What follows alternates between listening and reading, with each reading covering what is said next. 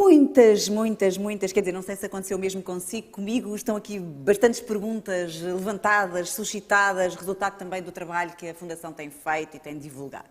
E por isso mesmo eu proponho agora uma conversa onde se irá esmiuçar a plataforma Brighter Future, o simulador de carreiras e os desafios que a educação enfrenta. A educação enfrenta em Portugal e estamos aqui a remeter para o nosso contexto. Vou receber aqui, aliás, já estão aqui sentadinhos, estou a conseguir ver deste lado, Alexandre Almeida Cristo, parceiro da Fundação, José Neves, e coautor de alguns dos guias até agora publicados, e também Margarida Rodrigues, gestora de investigação da Fundação. Boa tarde aos dois. Eu iria começar pela Margarida, se calhar, porque queria muito perceber o que é um guia, ou do que é que nós falamos quando falamos de guias da Fundação José Neves. Os guias da Fundação José Neves foi mais um elemento de comunicação que nós tivemos necessidade de criar, porque de facto o Brighter Future é um mundo em si só. Como a pessoa às vezes afoga-se lá dentro, não é? Exatamente. E portanto quisemos trazer este modelo de comunicação simples, direto, que tivesse como base a evidência científica e aquilo que melhor se sabe sobre um determinado tema, mas de uma forma descodificada e simples.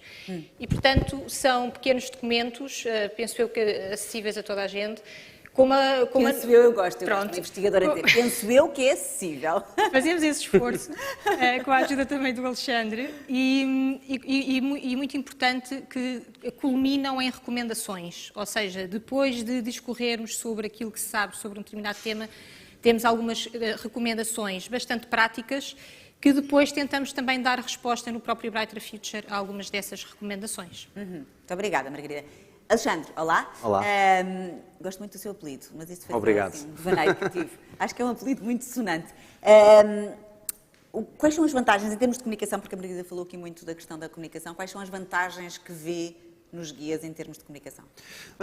A Margarida também já usou a palavra, acho que a palavra acessível é aqui um termo muito importante, porque no fundo estamos a descodificar a informação científica, a informação que está normalmente ao alcance dos investigadores e de quem trabalha no setor, mas que poderá não ser tão simples de navegar. E, portanto, não queremos que os nossos públicos-alvo se afoguem, como a Catarina dizia, ou se não é? sintam excluídos, não é? Exatamente.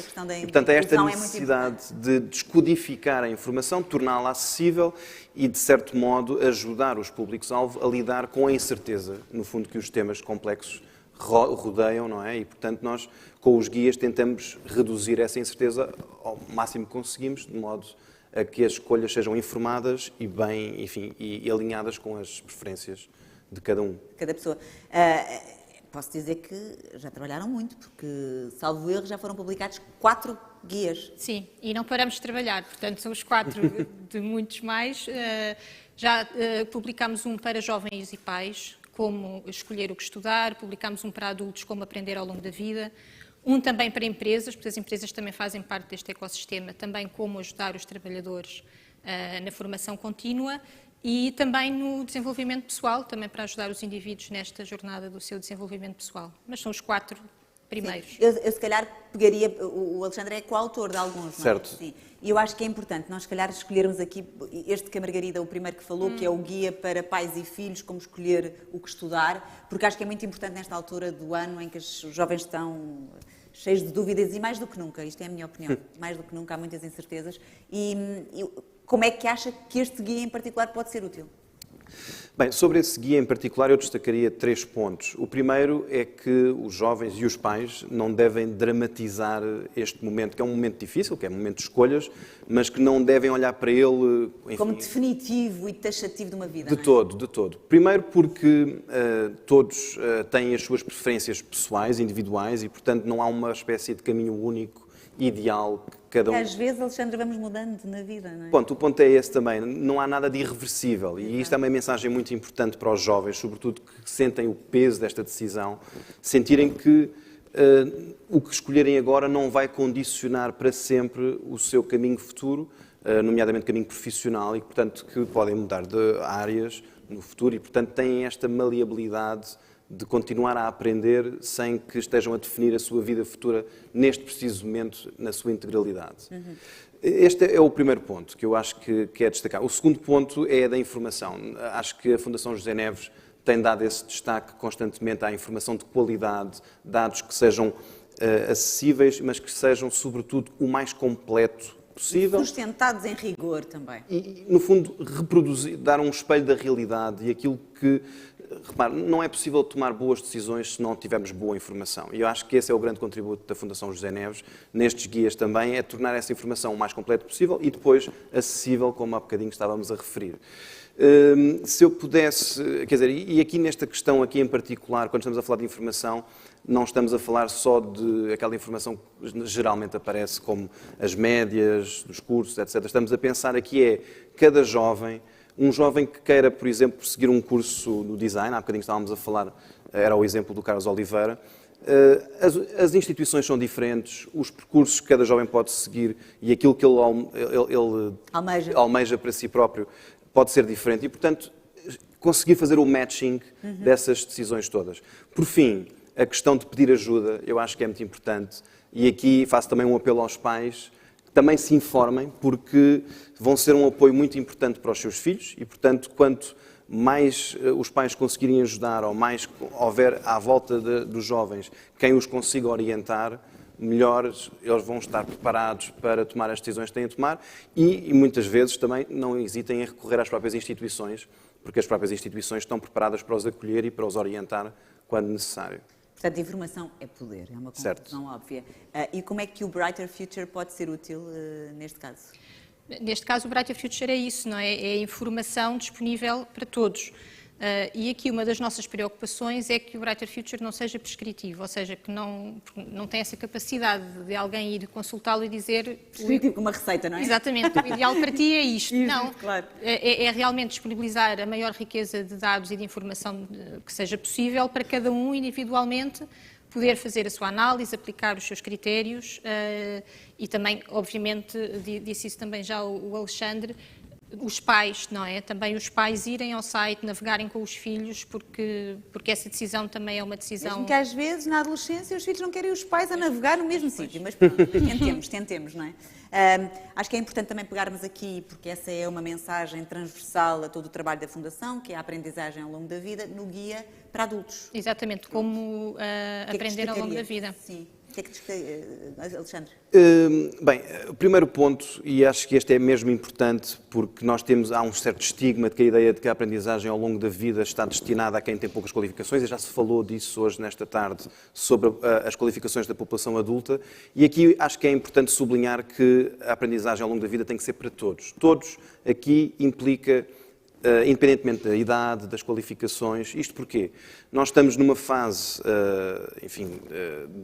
perante grandes transformações sociais, económicas, digitais, que vão alterar em muito o mercado de trabalho, vão alterar as competências necessárias para exercer profissões que já existem e vai, eventualmente, até criar profissões novas. E, portanto, preparar-nos para essas alterações é fundamental e só é possível através da aprendizagem.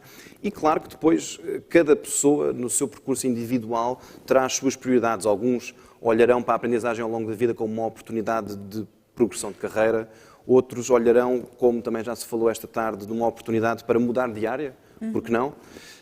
Nós não somos as nossas profissões. Exatamente. Nós somos um todo, não nos definimos através da nossa profissão, não é? Exatamente. E, portanto, a lógica é essa, é poder, no fundo, estarmos preparados para os desafios que vierem, sejam eles quais forem. Às vezes interiores. Pois, muitas vezes também interiores, exatamente. Pronto, esta era a primeira questão. A segunda questão é que há muitos obstáculos que podem ser pressentidos pelos mais velhos. Portanto, isto mais velhos aqui eu quero dizer, no fundo, as pessoas que já estão no mercado de trabalho, têm as suas vidas organizadas, família, responsabilidades profissionais, e há muitas vezes a ideia de que a aprendizagem ao longo da vida requer um esforço de recursos de tempo, que se calhar as pessoas sentem não ter, de flexibilidade no trabalho, recursos financeiros, etc. No fundo, obstáculos que podem servir para bloquear a iniciativa de... Vou tentar aprender mais. Exatamente. E a ideia aqui, e acho que é a mensagem-chave, é que esses obstáculos, quando alguém se confrontar com eles, pode ter a certeza que todos têm a solução e, portanto, não se deixar derrotar por esse receio de enfrentar os obstáculos. E, para dar um exemplo até da própria Fundação, quando falamos de obstáculos financeiros, há as bolsas ISA. E o ISA, vamos Exatamente. falar também daqui a bocadinho do ISA. Portanto, o ISA é um excelente exemplo de como é que a sociedade civil deu resposta a esse obstáculo e, portanto, transversal a todas as idades, para quem queira investir nas suas qualificações e na aprendizagem ao longo da vida. E, portanto, não se deixem, enfim, intimidar pelos obstáculos e acreditem que há soluções. Nem paralisar. Exatamente. E às vezes o tempo arranja-se, quando as coisas são estimulantes, o tempo aparece sempre. Há Certo. sempre um tempo extra. Brighter Future, neste caso concreto, Margarida? Neste caso concreto, para os adultos, eu diria que não é tanto como os jovens, porque os jovens vão fazer uma escolha pela primeira vez, não é? Que depois vai-lhes abrir horizontes, mas é uma escolha pela primeira vez. Para os adultos, eles já têm um ponto de partida, não é? Que podem querer mudar completamente de vida, de carreira, mas no fundo já têm um ponto de partida que é uma profissão que já exercem, não é? E isso dá-lhes um portfólio de competências que pode-lhes ser útil para transitar para outras profissões, não é? E, portanto, foi nesta linha que nós fizemos este simulador de transições de carreira, precisamente para